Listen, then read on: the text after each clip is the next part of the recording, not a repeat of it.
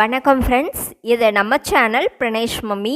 இன்றைக்கி நம்ம வீடியோவில் நம்ம இதை பற்றி பார்க்க போகிறோம் அப்படின்னா, குழந்தைங்களுக்கு அயன் சத்து 2 மடங்கு இருக்கக்கூடிய ரொம்பவே ஹெல்த்தியான ஒரு பேபி ஃபுட் ரெசிபி. இதை குயிக்காக ஒரு 5 மினிட்ஸில் மார்னிங் பிரேக்ஃபாஸ்ட்டாவோ இல்லை குயிக் ஈவினிங் ஸ்நாக்ஸாவோ டக்குன்னு செய்து கொடுக்க முடியும். குழந்தைங்களும் வயிறு நிறைய சாப்பிடுவாங்க, நல்லா வெயிட்டும் போடும்.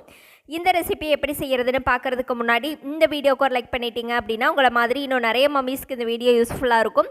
அது மட்டும் இல்லாமல் இப்போ தான் நீங்கள் ஃபஸ்ட் டைம் நம்ம சேனல் பார்க்குறீங்க அப்படின்னா மறக்காமல் நம்ம சேனலை சப்ஸ்கிரைப் பண்ணிக்கோங்க. ஓகே ஃப்ரெண்ட்ஸ், இந்த ரொம்பவே குயிக் அண்ட் ஈஸியாக செய்யக்கூடிய wait gaining baby food recipe செய்கிறதுக்கு நான் 2 டேட்ஸு, 2 பாதாம், கொஞ்சம் ட்ரை கிரேப்ஸு, 3 டேட்ஸ் ஊற வச்சுருந்தேன். இதெல்லாமே ஒரு 20 நிமிஷம் ஊற வச்சுட்டு இது கூடவே கொஞ்சம் கேரட்டும் சேர்த்து இதை நல்லா ஃபைன் பேஸ்ட்டாக அரைச்சி எடுத்துகிட்டு வந்துடுங்க.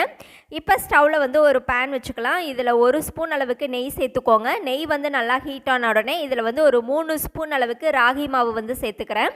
இதை இந்த மாதிரி நெய்யிலேயே நல்லா வறுத்து விட்டுருங்க. ராகி மாவு நெய்யில் ஓரளவுக்கு வறுத்து வந்த உடனே இது கூட ஒரு 1.5 டம்ளர் அளவுக்கு நான் தண்ணி சேர்த்துக்கிறேன். ஃபஸ்ட்டு கட்டி இல்லாமல் நல்லா கரைச்சி விட்டுருங்க.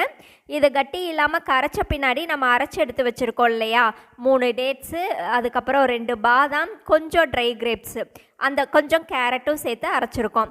அந்த பேஸ்ட்டையும் இது கூட சேர்த்துட்டு நல்லா கலந்து விட்டுருங்க. எல்லாமே குயிக்காக ஒரு 4 to 5 மினிட்ஸில் நல்லா வெந்து வந்துடும்.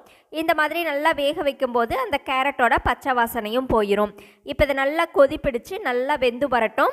இது கேரட் பார்த்தீங்க அப்படின்னா குழந்தைங்களோட ஸ்கின்னுக்கு ரொம்ப நல்லது. ராகி, டேட்ஸ் எல்லாம் இரும்பு சத்து ரொம்ப ரொம்ப அதிகம். ஸோ ஒரு கம்ப்ளீட் மீலாக இருக்கும் குழந்தைங்களுக்கு.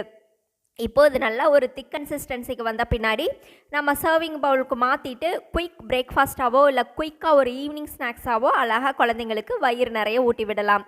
இந்த ரெசிபி உங்களுக்கு பிடிச்சிருந்தது அப்படின்னா மறக்காமல் நம்ம சேனலை லைக் பண்ண மறந்துடாதீங்க. அதே மாதிரி சப்ஸ்கிரைப் பண்ணிடுங்க.